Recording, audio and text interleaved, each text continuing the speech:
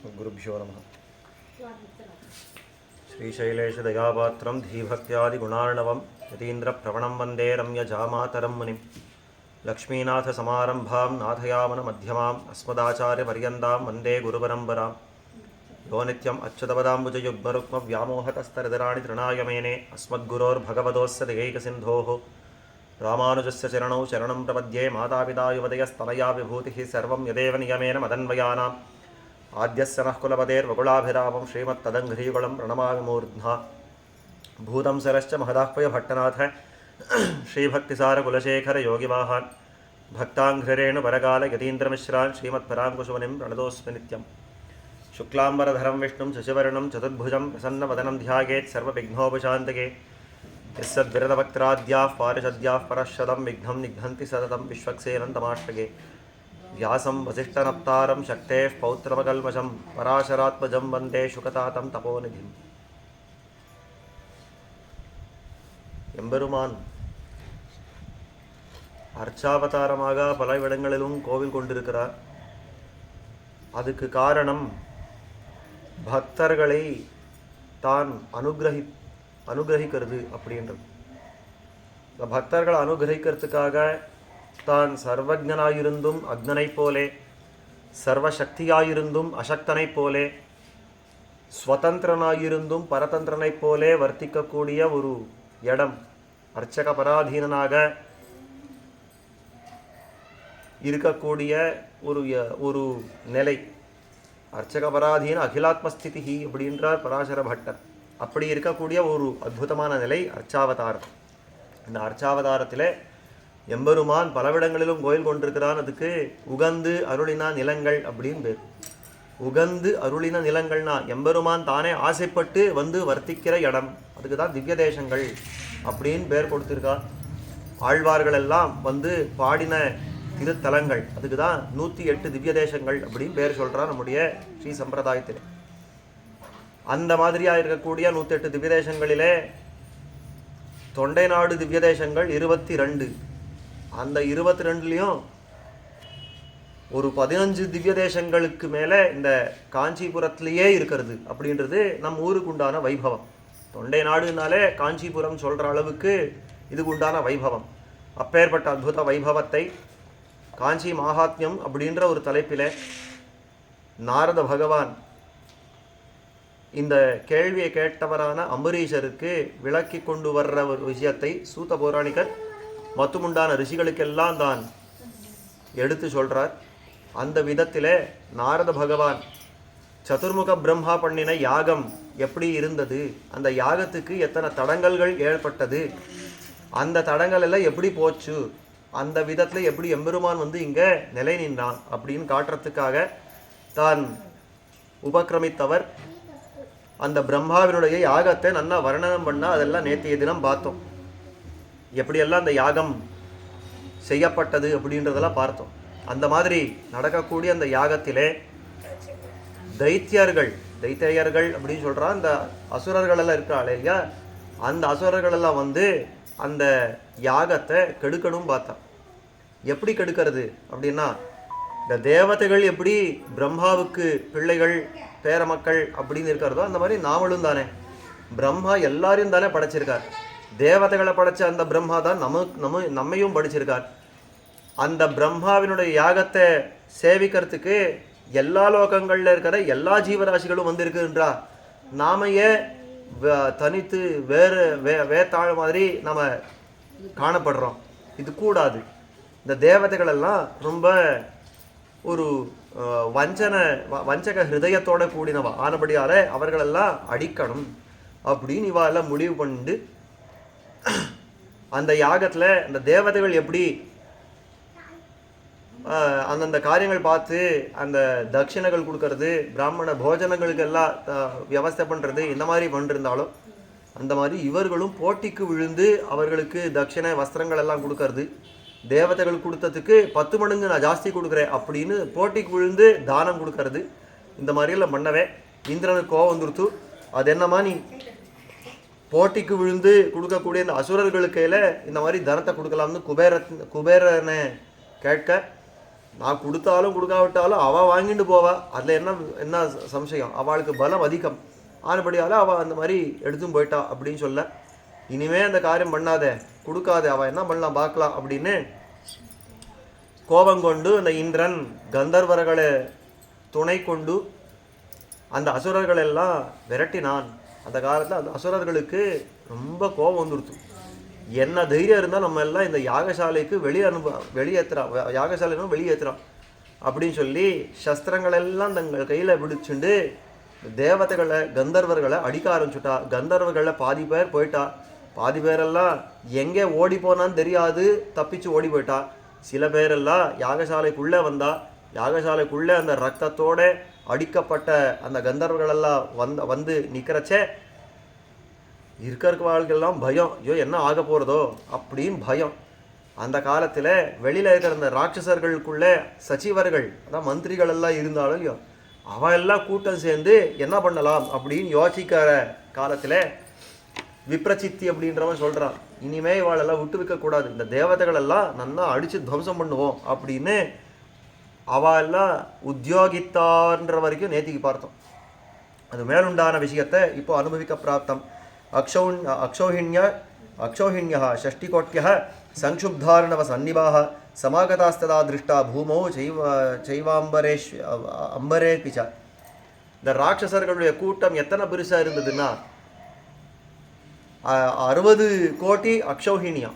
ஒரு அக்ஷௌஹிணி, அதாவது மகாபாரத யுத்தத்தில் சண்டையிட்டது 18 அக்ஷௌஹிணி சைன்யம். 11 அக்ஷௌஹிணி வந்து கௌரவர்கள் பக்கத்தில், 7 அக்ஷௌஹிணி வந்து பாண்டவர்கள் பக்கத்தில். ஒரு அக்ஷௌஹிணினா தோராயமாக 60 லட்சம் பேர் மேல் வந்து சேர்ந்துடும் அப்படின்னு சொல்லுவா. இத்தனை தேர்கள், இத்தனை காலாள்கள், இத்தனை யானைகள், இத்தனை ரதங்கள், இதெல்லாம் சேர்ந்தால் ஒரு அக்ஷௌஹிணி அப்படி ஒரு கணக்கு இருக்கிறது. அதெல்லாம் மகாபாரதத்தில் சொல்லப்பட்டிருக்கிறது. அந்த மாதிரி அக்ஷௌஹிணி எத்தனை பேர் வந்தான்னா 60 கோடி அக்ஷௌஹிணியா. அத்தனை பேர் ராட்சசர்கள் தாங்கள் யுத்தத்துக்காக வந்துட்டா. சமாகதாஸ்ததா திருஷ்டா பூமோ சைவாம்பரே பிச்சா. இந்த பூமியில் பார்த்தாலும் அவள் தான் நிற்கிறா, ஆகாசத்தில் பார்த்தாலும் அவள் தான் நிற்கிறா. இந்த மாதிரி வேறு இடமே விட்டு வைக்கல, எல்லா இடத்துலையும் சூழ்ந்து நின்றுட்டா அவள் எல்லாம்.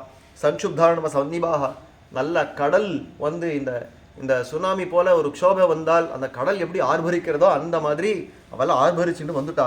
நைருத்தியாம் ராட்சசீசேனா பশ্চিமே சாசுரி சமூஹு ஏவம் த்விதா விபஜ்ஜைவ தாம் சேனாம் சதுரங்கிணி.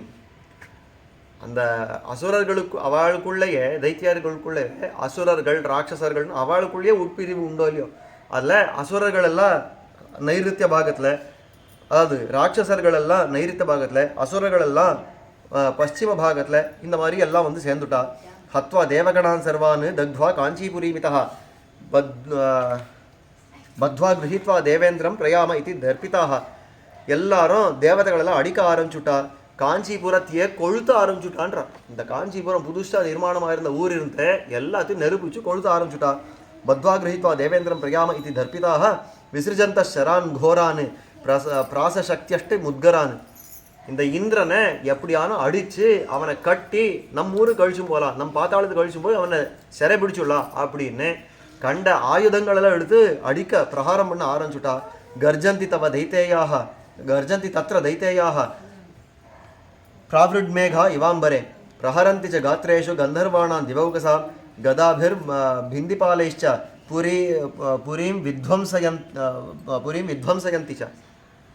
இந்த மாதிரி அதாவது ஒரு மழை காலத்தில் இடி விழுந்தால் எப்படி இருக்கும், பெருசாக இடி விழுந்தால் எப்படி இருக்கும், அந்த மாதிரி கர்ஜிச்சுண்டு இந்த தைத்தியர்கள் எல்லாம் அடிக்க ஆரம்பிச்சுட்டா. கந்தர்வர்கள் எல்லாம் ரொம்ப அடிக்க ஆரம்பிச்சா. பிரஹரிந்திச்ச காத்ரேஷு கந்தர்வாணாம் திவௌகசா கதாபிர் பிந்திபாலேஷா. கதை என்ன பிந்திபாலம், இந்த மாதிரி பல ஆயுதங்கள் எல்லாம் கொண்டு பிரகாரம் பண்ண ஆரம்பிச்சுட்டா. புரீம் வித்வம்சயந்திஷா.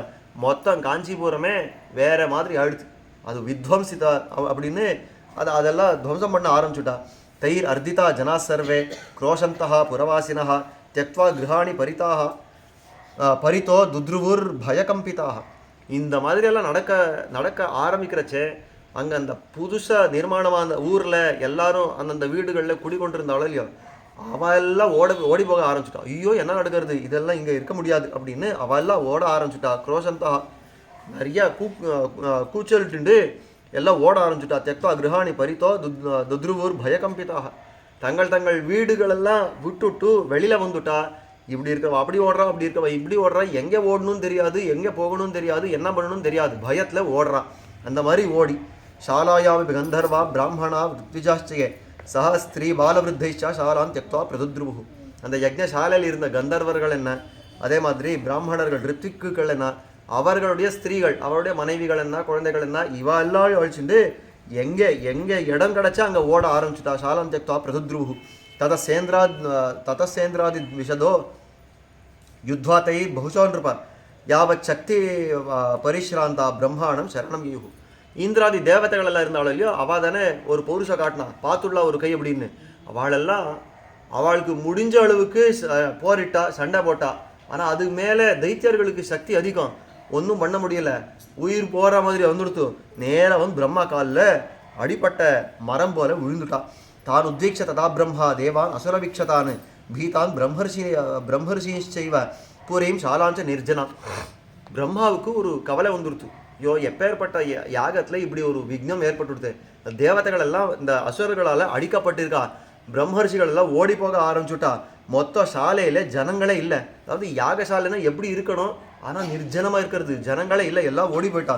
இந்த மாதிரி இருக்கிறது உத்ததான் அசுராச்சைவா யோத்துகாமான் உபஸ்திதான். ஆனால் அதாவது ஜனங்களே இல்லைன்னா இந்த ரித்விகள் யாரும் இல்லை, யாகத்தை பண்ணுறவா யாரும் இல்லை. ஆனால் இருக்கிறவாளில் யார் இருக்காருன்னா இந்த அசுரர்கள் வாழை உருவிண்டு கதையை பிடிச்சிண்டு மொத்த ஆயுதங்களை பிடிச்சிண்டு இப்படி நிற்கிறா. இந்த யாகசாலை இப்படியா இருக்கணும் அப்படி அவருக்கு கவலை வந்துடுத்து. பீத் அதாவது மகாவிக்ன பிரவருத்தோயம் யஜ்ஞஸ்ய இது விசிந்தையன். இந்த யஜ்ஞத்துக்கு பெரிய ஆபத்து, ஒரு தடங்கள் வந்துடுத்து அப்படின்னு ஒரு சிந்தனை பண்ணி தஜ்ஜௌ விக்ன விகாதாய தேவம் நாராயணம் ஹரிம் தம் வினா யஜ்ஞகோப்தாரம் நஜானேன்யம் ஜெகத்ரகே சர்வவிக்ன பிரசமனம் பிரஜாமி சரணம் ஹரிம். தியானம் பண்ணினார், எம்பெருமானை தியானம் பண்ணினார். எல்லா விக்னங்களும் போக்கக்கூடியவனான் இந்த எம்பெருமானை தியானம் பண்ணி சொல்கிற, பெருமாளே நீர் தான் இந்த யஜ்ஞத்துக்கு விக்னங்கள் எல்லாம் தடுத்து கொடுக்கணும். எதனாலே அப்படின்னா அதாவது உண்மை தவிர எனக்கு வேற யார் இந்த யஜ்ஞத்தை ரட்சிக்கிறாளோ வேற யாரும் தெரியாது, தேவரீர் தான் ரட்சிச்சு கொடுக்கணும். பெருமாளுக்கு சரணாகதி பண்ணுறார். இத்யம்புஜாட்சம் மனசா நுச்சிந்தயன்னே உத்வீக்ஷ்ய விக்ன சமுபஸ்திதம் கிருதோஹ நிமீலிதாட்ச கமலாசனஸ்ததா பிரணம்ய பத்தாஞ்சலிரஸ்து பத்தரிம். கையை கூப்பிண்டு எம்பெருமானை ஸ்தோத்திரம் பண்ண ஆரம்பித்தார். அதாவது தாமரை கண்ணனானது எம்பெருமானை மனசாலே சிந்தனம் பண்ணி இங்கே கண்ணுக்கு நேர இருக்கிற விக்னங்களெல்லாம் பார்த்தவர் அந்த பிரம்மாவானவர் கண்ணை மூடிண்டு அந்த எம்பெருமானை தியானம் பண்ணி கையை கூப்பிண்டு தலைக்கு மேலே கையை கூப்பிண்டு ஸ்தோத்திரம் பண்ண ஆரம்பிச்சுட்டார். நமோ நமஸ்தே ஜகதாதிஹேதவே நாராயணாயாகில கர்ம சாட்சிணே நிரஞ்சனானந்த குணாமிருதாப்தயே நிஜாஸ்ரிதானந்த பலப்பிரதாயினே. எம்பெருமானே பறக்க ஸ்தோத்திரம் பண்ணுறார்.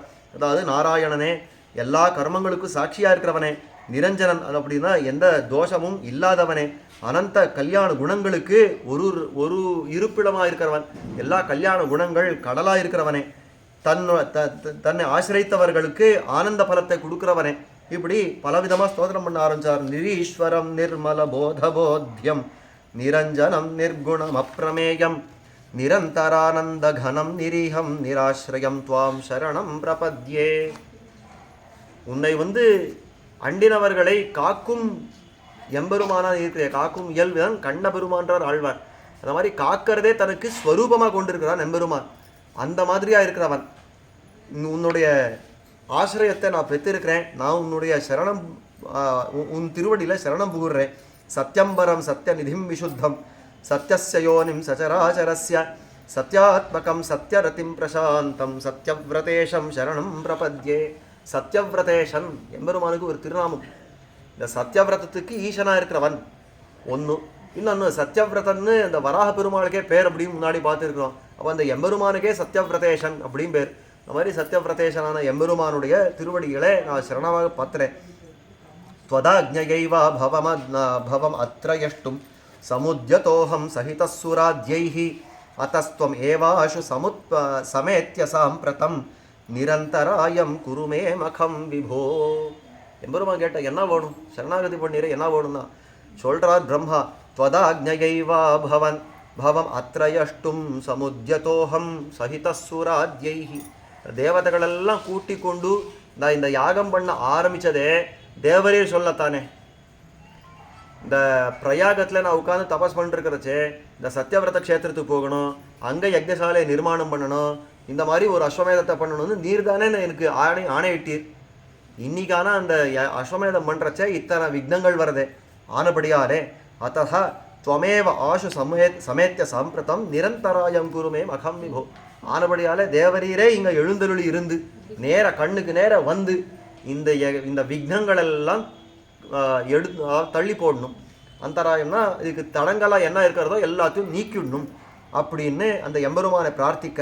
ஏவம் ததா சம்ஸ்துவதோப்ஜஸ்ய கோப்தும் மகம் பக்த ஜனார்த்திஹா ஹரிஹி தத்ரா விராசீத் அசுரான் மகக்னான் நிஹந்து முத்யம்ய கரேண ஷாரங்கம்.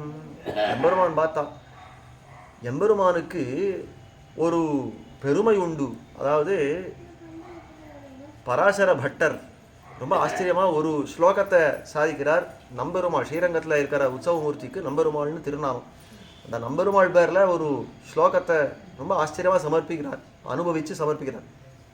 என்ன சொல்கிறான்னா, பாத்து பிரணத ரக்ஷாயாம் விளம்பம் அசகன்னிவ சதா பஞ்சாயுதீம் பிப்ரத் சன ஸ்ரீரங்கநாயகா. நம்பெருமாளை சேவிச்சா எப்படி இருப்பார்? ரெண்டு கையில் சங்க சக்கரங்களை பிடிச்சிட்டு இருப்பார், ஒரு கையில் கதை பிடிச்சிட்டு இருப்பார், ஒரு கையில் அபயம் பிடிச்சிட்டு இருப்பார். அப்போது மொத்தமே எத்தனை ஆயுதங்கள் சுவாமி அந்த பெருமாள் பிடிச்சிட்டு இருக்கிறதுனா 3. பராசர பட்டர் பார்த்தா 5ன்னு தருவர். கூடவே ஒரு வாழ் ஒன்று இருக்குது. நந்த கவுண்டர் ஒரு வாழ் வச்சுட்டு இருக்கார், ஷாருங்கவுண்டர் ஒரு தனுசு வச்சுட்டு இருக்கார். அது உங்கள் கண்ணுக்கு தெரியல, என் கண்ணுக்கு தெரியறதுன்னு தருவர். எப்படி சுவாமி சொல்கிறீங்க? என்ன பண்ணுறாரு கொண்டுன்னா, பாத்து ஸ்ரீரங்கநாயகா சரஃப் பாத்து ஸ்ரீரங்கநாயகா. அந்த ஸ்ரீரங்கநாதனானவன் நம்ம எல்லாம் ரட்சிக்கட்டும். எப்பேற்பட்டவன்னா பிரணத ரக்ஷாயாம் விளம்பம் அசகன்னிவா. தன்னை வந்து ஆசிரியத்தவர்களுடைய கிளேசத்தை துக்கத்தை போக்குறதுல கொஞ்சம் கூட விளம்பம்னா ஒரு காலதாமதம் பொறுக்கவே பொறுக்காதவன். வந்து அவர்கள் காலில் விழுந்தது தாமதம், அடுத்த க்ஷணத்தில் அங்கே தோன்றி அவர்களுக்கு அந்த விக்னத்தை போக்கி கொடுக்குற எம்பெருமான். ஆனபடியாலேயே அது எப்படி தெரியறது? இதுக்கு சாட்சி என்னன்னா, சதா பஞ்சாயுதீம் பிப்ரத். 5 ஆயுதங்களை எப்போதுமே தயாராக வச்சுட்டு இருக்கார். நம்பெருமாளை போய் செய்யுங்க. சக்கரத்தை இப்போ நம்முடைய பெருமாள் இங்கே நம்முடைய நம்பெருமாளான இந்த ஆளறி இருக்கிறாளே அவர் சக்கரத்தை நேராக பிடிச்சிட்டு இருப்பார். அங்கே நம்பெருமாளை செய்யுங்க, பிரயோக சக்கரம் தயாராக இருக்கும். சக்கரத்தை இப்போ பிரயோகம் பண்ணட்டுமா அப்படின்னு தயாராக வச்சுட்டு இருப்பார் பெருமாள். அந்த பிரயோக சக்கரத்தோட சங்கத்தோட எல்லாம் எதனாலே நின்றிருக்கார் பெருமாள் அப்படின்னாக்கா இதுதான். சதா பஞ்சாயுதீம் விப்ரத் விளம்பம் அசகன்னிவ சதா பஞ்சாயுதீம் விப்ரத்ன்றார். அந்த விளம்பத்தை சகிக்கவே மாட்டார் பெருமாள்.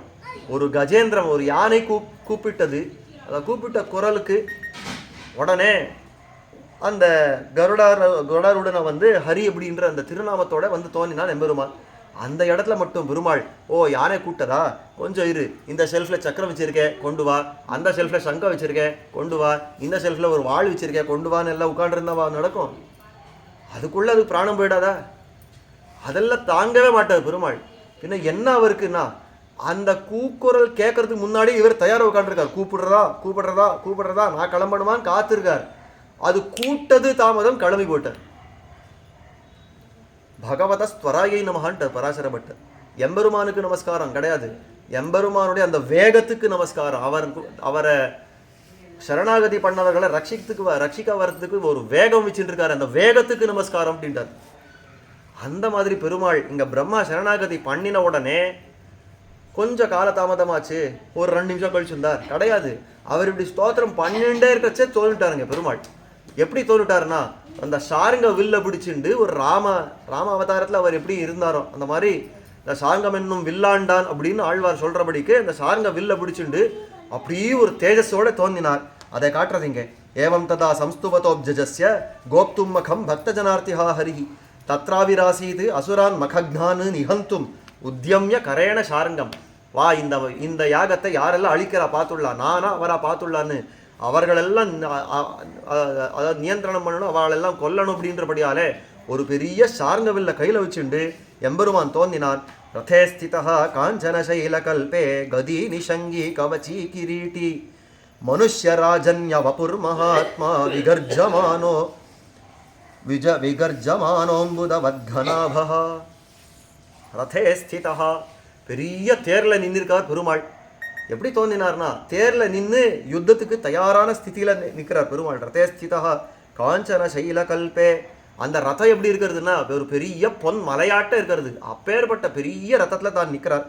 கதி நிஷங்கி கவச்சி கிரீட்டி இருக்கிற ஆயுதங்கள்லாம் முடிச்சுட்டு இருக்கார். கதைன்னா நிஷங்கம், அதே மாதிரி கவச்சம் கிரீட்டம் எல்லாம் போட்டு எல்லாம் தயாராக நிற்கிறார். மனுஷ்யராஜன்ய வபுர் மகாத்மா. ஒரு ராஜா யுத்தத்துக்கு வந்தால் எப்படி வருவார் அந்த மாதிரி பரிபூர்ணமாக அவர் தயார் நிலையில வந்து நிற்கிறார். விகர்ஜமானோம்புத வத்கனாபா. பெரிய இடி போல கர்ஜனம் பண்ணி என்னுடைய பக்தர்களை யார் நலியறது பார்த்துடலாம் அப்படின்னு கர்ஜிச்சுன்னு வந்தார் பெருமாள். சச்சாபமுத்யம்ய புஜங்க கல்பம் शरैश्च वज्राशने सन्निकाशैहि ववर्ष रक्षस्सु तथा सुरेषु यथाश्पवृष्ट्या कलमेषु वज्री. இந்த வஜ்ரி அப்படின்னு பேர் கொண்ட இந்த இந்திரன் இருக்காரே, இந்திரன் எப்படி ஒரு சில காலங்களில் கல்மழையாக பொழிகிறாரோ அந்த மாதிரி இந்த சர வருஷமாக, அதாவது அம்பு மழையாக பொழிஞ்சார் பெருமாள். அதை காட்டுறதுங்க. அந்த சாப்பத்தை கையில் எடுத்துட்டார். அந்த பெரிய சார்ங்கம் அப்படின்ற ஒரு தனுசு அதை கையில் எடுத்துட்டார். ஆழ்வாருடைய பாசுரம் சார்ங்கம் என்னும் வில் ஆண்டான் அப்படின்றார். வில் ஆள்றதுன்னு என்ன அர்த்தம்? அதை கொண்டு அம்பு அதுக்கு பூட்டி அதுக்கு குறி வச்சு அப்புறம் ஏறுறது. இதுக்கா வில் ஆள்றதுன்னு பேர் கிடையவே கிடையாது. இதெல்லாம் நாம மனுஷர்கள் பண்ணக்கூடிய காரியம். பெருமாள் எப்பேற்பட்டவர், அவருக்கு இருக்கிற ஆயுதங்களுக்கு என்ன பெருமை அப்படின்னா, பெருமாளுடைய ஆயுதங்களை பெருமாள் கை கொண்டு ஏய வேணும் அப்படின்ற ஒரு அவசியம் கிடையாது. கருதுமிடம் பொருது போனால் கை நின்ன சக்கரத்தன் ஆழ்வார் பாசுரம். நினைச்ச மாத்திரத்திலே காரியத்தை சாதிச்சு விடுறது அந்த ஆயுதம். பெருமாள் நினைக்கிறார் இவனை இந்த மாதிரி அடிக்கணும்னு நினைச்ச மாத்திரத்திலேயே அந்த ஆயுதம் அந்த காரியத்தை முடிச்சுட்டு அடுத்தது என்ன நியமனம் அப்படின்னு கேட்டு நின்றுடும். அந்த மாதிரி இருக்கிற சார்ங்கத்தை எடுத்து அம்பை விட்டு அடிக்கணுமா? அவசியம் இல்லை. சார்ங்கம் இன்னும் வில்லாண்டம்னா என்ன அவங்க வியாக்கியானம் பண்ணுறேன்னா, சார்ங்கம்ன்றது பெருமாளுக்கும் அந்த பாகவதர்களுக்கும், அதாவது பகவத் பக்தர்களுக்கும் இந்த மாதிரி துன்பம் கொடுக்குறியான்னு தானே அடிக்க ஆரம்பிச்சிடும். அந்த சார்ங்கம் வில் இருக்கிறதே தானே அடிக்க ஆரம்பிச்சிடும். பெருமாள் ஒன்றும் பண்ண அவசியம் இல்லை. பெருமாள் ஒரே ஒரு காரியம் பண்ணணும். என்னன்னா, போரும் சார்ங்கமே கொஞ்சம் அடங்குன்னு அதை ஆளணுமா. போரும் அடித்தது போரும், இனிமேல் கொஞ்சம் அடங்கு அப்படின்னு சொல்லணுமா. அந்த அளவுக்கு அடித்து தீர்த்தணும். அதை தான் காட்டுறார். அதாவது ஆழிமலைக்கண்ணான்ற பாசுரத்தில் இதே மாதிரி எடுத்திருப்பார். ஆழிமலைக்கண்ணா ஒன்னு நீ கைகிறவேல் ஆழியொழ்புக்கு முகுந்து குடார் தேரி ஊழி முதல்வர் உருவம் போல் மெய்கருத்து பாழியன் தோடை பற்பனாவன் கையில் ஆழி போல் மின்னி வலம்புரி போல் நின் அதிர்ந்து தாளாதே சார்ங்கம் உதைத்த சரமலை போல்ன்றதுல இந்த வியாக்கியானம் பண்ணி காட்டுறோம். ரொம்ப ஆச்சரியமாக காட்டுறேன். தாளாதே சார்ங்கம் உதைத்த சரமலை போல் அது தன்னடி அடித்து துவம்சம் பண்ணிடும். பெருமாள் பண்ணக்கூடிய ஒரே ஒரு காரணம் என்ன? போரும் அடித்தது போரும், இனிமேல் அடங்குன்னு சொல்லணுமா. இதுதான் சார்ங்கம் என்னும் வில் ஆண்டான் அப்படின்னு ரொம்ப ஆச்சரியமாக காட்டுறார் ஆழ்வார். அப்போ அந்த அளவுக்கு மழையாக பொழிஞ்சது, அம்பு மழையாக பொழிஞ்சது. அந்த அசுரர்கள் எல்லாம் அது மேல் தாங்க முடியலை. வவர்ஷ ரக்ஷஸ்ஸு ததா சுரேஷு யதாஷ்பவிருஷ்ட்யா கலமேஷு வஜ்ரி தைரர்திதா விஷ்ணு சமீரிதைஸ்வரைஹி பிரபின்ன பாகூதர பாத கந்தராக. அந்த மாதிரி அந்த சரமழை பொழிய ஆரம்பிக்கவே அந்த அசுரர்களுக்கு வெட்டப்பட்டது, கால் வெட்டப்பட்டது, சில பேருக்கு கழுத்தை வெட்டப்பட்டது. என்ன எங்கே எப்படி அடிக்கிறதுன்னு தெரியாது. சும்மா நிற்கிறச்சே ஏதோ ஒன்று வந்து அடிக்கிறது. எங்கே அடிக்கிறது, எப்படி வருது, எங்கென்ன வருது, எந்த வேகத்தில் வருது ஒன்றும் தெரியல. சும்மா நிற்கிறேன் ஆனால் வந்து தலை வெட்டுறது, சும்மா நிற்கிறேன் கை வெட்டுறது அப்படின்ற மாதிரி வந்து அடிக்கிறது இந்த எம்பெருமானுடைய பானங்கள். நிபே துருர்வியாம் நிமிஷா சஹசிரசா பிரதுத்ருவ பிராண பரீப்சவோ பரே. ஒரு நிமிஷத்துல 1000 பேரா வெட்டப்பட்டா. பாக்கி இருக்கிறவாளெல்லாம் எங்கே ஓடி போனான்னு தெரியாது. எங்கே ஓடி ஒழிஞ்சா போரும் ஓடி போயிட்டான். ஜனஸ்தானம் அப்படின்ற ஒரு இடம். அந்த இடத்துல கரதூஷணாதிகள் எல்லாம் வந்து 14000 பேர், ஒருத்தன் இல்லை 2 பேர். முதல்ல இந்த சூர்பனக்கை மூக்கறுத்து காதுறுத்து அனுப்பிச்சுட்டார். சூர்பனக்கை போய் கரதூஷணங்கள் முதல்ல சொன்னா, இந்த ராமர் லக்ஷ்மணர்கள் தான் இந்த மாதிரி பண்ணான்னு. அந்த ராட்சசனுக்கு இன்னும் அந்த அளவு தெரியல, அந்த ராமனுடைய வீரெல்லாம் தெரியல. ஏதோ மனுஷ பிள்ளை, சரி பார்க்கலாம்னு ஒரு 14 பேர் அனுப்பிச்சானா. அந்த 14 பேர் போனவா தான் திரும்பி வரல. ஒருத்தன் கூட திரும்பி வரல. சூர்பனகை அவன் சொன்னான், உனக்கு என்ன ஒரு அறிவு இருக்கா, அவன் எப்பேற்பட்ட வீரன், நீ ஏதோ 14 பேர் அனுப்புகிற மாதிரி இந்த மாதிரி அனுப்பிச்சிருக்கியே அப்படின்னா கரனுக்கு ரொம்ப கோவம் வந்துருச்சு.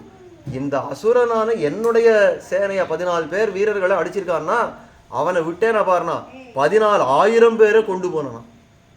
14,000 பேரை கொண்டு போனா ராமன் பார்த்தா, ஆஹா இதுக்கன்னா காத்திருந்தேன், எத்தனை நாளா கை நமனமான்னு இருந்து எங்கேயும் சண்டை போடலை, இப்போ வந்தது பார், ஒரு வேட்டை வந்தது பார் அப்படின்னா இளைய பெருமாளுக்கு சொன்னார், சீத்தை அழிச்சுன்னு அங்கே மேலே குகையில் உட்காந்துடு, கேலரி வியூ நல்லா உட்காந்து அனுபவி, நான் உட்காந்து இங்கே சண்டை போடுற வைபவத்தை பார் அப்படின்னா சண்டை போட ஆரம்பிச்சார் பாரும்பா ராமன்.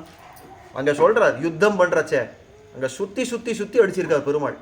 ஒரே முகூர்த்த காலம், அதாவது 48 நிமிஷம், ஒரு முகூர்த்த காலத்தில் 14,000 பேர் காலி. 16,000 பேர் காலி. அவன் இன்னைக்கெல்லாம் ஒரு கன் ஷாட் வச்சாலும் அடித்தாலே போயிடுமென்னா, அது அந்நிய காலத்தில் யோசனை பண்ணி பாருங்க, அம்பை வச்சு சுற்றி சுற்றி அடிக்கணும்னா அந்த மாதிரி அடிக்கிறச்சே எப்படி இருந்தார் அந்த பெருமாள், எப்படி தோன்றினார் அவர்களுக்கு அப்படின்னா அதை எழுதி வைக்கிறார். ஒருத்தன் ராமன் அதோ அங்கே இருக்கா அப்படின்னு அம்பை ஏறத்துக்குள்ள இங்கே தெரிய வரா, இங்கே தெரிஞ்சா அப்படின்னு அம்பை ஏறத்துக்குள்ள 3வது ராமனா இங்கே தெரிய வரா, ஒரு ராமனா 3 பேரா அப்படின்னு இப்படி இப்படி பார்க்கறதுக்குள்ள சுற்றி ஒரு வட்டமாக எல்லாம் எந்த இடத்துல சுற்றி பார்த்தாலும் ராமனா தெரிய வரான். அவன் இருக்கார் ஒரு ராமன், அது எப்படி சுற்றி எல்லாம் வட்டமாக தெரிய முடியும்னா, இப்போ ஃபேன் பங்கா இருக்குது பாருங்க, அதை ஆன் பண்ணால் முதல்ல சுற்றுறச்ச 3 ரெக்கை இருக்கிறதா தெரியும், கொஞ்சம் வேகம் கூட கூட 4, 10, 20, 100, 1000 அப்படின்வோம், அது வேகமாக சுற்றுறச்ச எத்தனை 1000 இருக்குதுன்னு தெரியவே தெரியாது அப்படின்வோம். இருக்கிறது 3, ஆனால் சுற்றுற வேகத்தில் எத்தனை ரெக்கைகள் இருக்கிறதுன்னு தெரியலையா இல்லையா. அந்த மாதிரி பெருமாள் சுத்துற வேகத்தில் எத்தனை ராமர்கள் இருக்கான்னு தெரியாது, அந்த கணக்கு போயிடுத்து அந்த ராட்சசர்களுக்குன்னு எழுதி வைக்கிறார். அந்த அளவுக்கு சுற்றி சுற்றின்னு அடிச்சிருக்கார் பெருமாள். அப்படி சுற்றி அடிக்கிறச்சே அவளுக்கு ஒன்று மட்டும் தெரியும், அந்த ராட்சசர்களுக்கு ஒன்று மட்டும் தெரியும், இங்கே நின்று இருந்தால் எந்த திக்கில் வந்து என்ன அடிக்கும்னு தெரியாது, ஆனால் அடிக்கும் அது மட்டும் தெரியும். அந்த பயத்தோடு இருந்தா அப்படின்னு சொல்லி வைக்கிறாள். அந்த மாதிரி இவா பிரதுத்ருவு பிராணபரீப் சவோபரே, என்னுடைய பிராணம் தப்பிச்சா போகிறோம், அப்படி உயிர் பொழிச்சா போகிறோம்னு எங்கெங்கேயோ ஓடி எல்லாம் ஒழிஞ்சா. ததான்று பம்பீக்ஷ சவாச சாதுரா சவாசவாசுர ததான்று பம்பீக்ஷ சவாசவாசுரா ஸ்தம் மன்யமானா ஹரிம் அப்ரமேயம் ததாஸ்ரயாதாகத சத்வதைர்யா நிஜக்னுரேதேப்சு ஏதேப்யசுரான் சமந்தாத். உடனே இந்த இந்திராதி தேவதைகள் எல்லாம் பார்த்தாலும் இல்லையோ ரொம்ப சந்தோஷம், இந்த எம்பெருமான் தான் நமக்கு காக்கிறதுக்கு வந்துட்டான், இனிமேல் நமக்கு இன்னும் பயம் இல்லை அப்படின்னு பார்த்தா. யதோ ஹரிரி நைருத வாகினீம் தாம் உத்யம்ய சார்கம் வினிஹந்து அபியகாத்து அத்தஸ்தம் அத்யாபி வதந்தி தேவாக சத்யவிரதே ஷார்ங்கதராபிதானம். முதல் அவதாரம் இந்த சத்யவிரத க்ஷேத்திரத்தில் பெருமாள் பண்ணின முதல் அவதாரம் ஷார்ங்கதரஹா அப்படின்னு பேரோட. எதனாலே அந்த பெயர் வந்தது? யதோ ஹரிர் நைருத வாகினீம் தாம் உத்யம்ய சார்கம் வினிஹந்தும் அபியகாத்து. தன்னுடைய சார்கம் அப்படின்ற வில்லை கொண்டு இந்த அசுரர்களெல்லாம் அழிக்கிறதுக்கு வந்தாரோ இல்லையோ, ஆனபடியாலே அந்த வில்லாலேயே அவருக்கு பேர் உண்டாயிடுத்து. அதஸ்தம் அத்யாபி வதந்தி தேவாக சத்யவிரதே ஷார்ங்கதராபிதானம். ஷார்ங்கதரன் அப்படின்ற பேரோட இந்த எம்பெருமான் நிக்ரான்னு தேவதைகள் இன்னி வரைக்கும் கொண்டாடுறான். எங்க இருக்கான்னு தெரியாது, எந்த திவ்யதேசம் தெரியாது. இப்போதைக்கு தேவ பெருமாள் சன்னிதியில் இருக்கிற ராமர்னு வச்சுக்கோங்க, இப்போதைக்கு தேவ பெருமாள் சன்னிதியில் இருக்கிற ராமர்னு வச்சுக்கோங்க. ஏன்னா தெரிஞ்ச இத்தனை திவ்யதேசங்கள்ல ராமர்னு இருக்கிறது அங்கே, ஆனபடியால அங்கேன்னு வச்சுக்கோங்க. எதுக்கு சொல்ல வந்தேன்னா அந்த சார்ங்கதரன் அப்படின்னு பேர் கொண்ட அந்த எம்பெருமான் முதல்ல அவதரிச்சார். சசார்ங்கபாணிர் விசிருஜன் ஷரை அசரோகான் வித்ராவ்ய சேனாம் அமராஹிதானாம் ரராஜ தத்ரைவ சுரை சமீடிதஸ்தமோ விதூன்வன்னே சவிதேவ ரஷ்மிபிஹி. எப்படி இருட்டானது சூரிய கிரணங்கள் பட்டால் நிற்க முடியாது ஓடி ஒழியுமோ, அந்த மாதிரி இந்த எம்பெருமானுடைய அம்புக்கள் அப்படின்ற அந்த சூரியனை பார்த்தாரு, சூரிய கிரணங்களை பார்க்குறச்சே அந்த அசுரர்களுக்கு நிற்க முடியல, எல்லாரும் ஓடி போயிட்டா. அந்த இடத்துக்கு அந்த அசுரர்களுடைய தொல்லை நின்று போச்சு அப்படின்னு காட்டுறார்.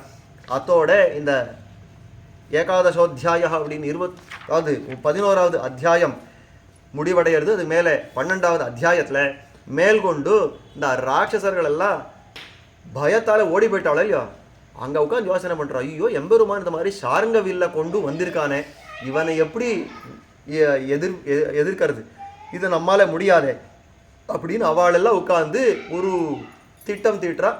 என்ன அப்படின்றத நாளைக்கு அனுபவிக்க பிராப்தம். 12வது அத்தியாயம் ஸ்ரீமதே ராமானுஜாய நமः. மீட்டிங் போட்டு நான்